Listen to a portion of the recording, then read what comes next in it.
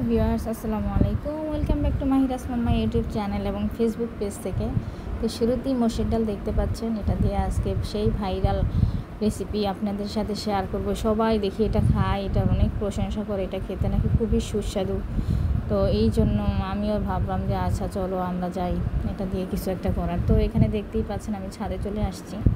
তো এখান থেকে আমি কুমড়ো পাতা নিয়ে নিব। এবার নিশ্চয়ই বুঝতে পারছেন ডাল এবং কুমড়ো পাতা থেকে এই দুইটারই সংযোগে যে ভাইরাল রেসিপি, সেই ভাইরাল রেসিপি আজকে আমি শেয়ার করব।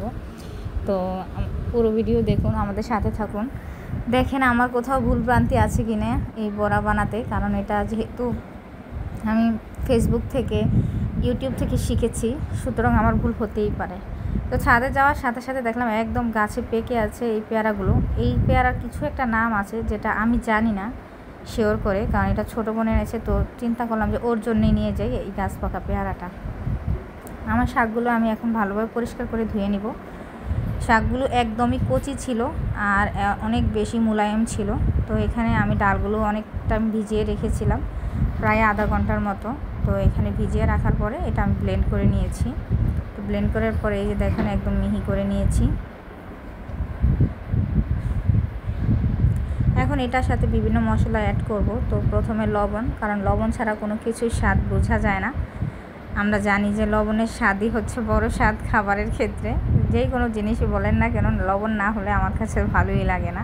আর আমি এমনি একটু লবণ প্রিয়। তো ওইখানে আমি বড়ার মধ্যে আদা বাটা, একটু রসুন বাটা, একটু পেঁয়াজ বাটা, হলুদের গুঁড়ো, মরিচের গুঁড়ো, ধনিয়ার গুঁড়ো, লবণ দিয়ে মেখে নিয়েছি। এখন আমি পাতাগুলো এই ডালটার মধ্যে ডুবিয়ে ভেজে নেব। তো যারা আমার ভিডিও দেখেন কষ্ট করে, তাদেরকে অসংখ্য ধন্যবাদ। যারা নতুন আমার ফলোয়ার্স আছেন, যারা আমাকে ফলো দিচ্ছেন, লাইক দিচ্ছেন, তাদেরকে অসংখ্য ধন্যবাদ। আসলে আপনাদের জন্যই আমি কষ্ট করে ভিডিও তৈরি করি, বা আমার নিজের মনের প্রশান্তির জন্য আমি নিজে ভিডিও বানাই। তো আজকে এই কুমড়ো বড়াগুলো বানিয়েছিলাম, তো ভাবছি আপনাদের সাথে শেয়ার করি। তো এই তো হয়ে গেল আমার কুমড়ো বড়াগুলো। তো যেখান থেকে আমার ভিডিও দেখছেন কিনা প্লিজ কমেন্ট করে জানাবেন, কেমন হয়েছে সেটাও কমেন্ট করে জানাবেন।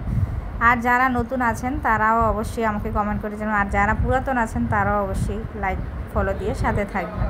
তো আজকের ভিডিও এই পর্যন্তই। সবাই ভালো থাকবেন, সুস্থ থাকবেন। আল্লাহ হাফেজ। আবার দেখা হবে কোনো একটা নতুন ভিডিও নিয়ে।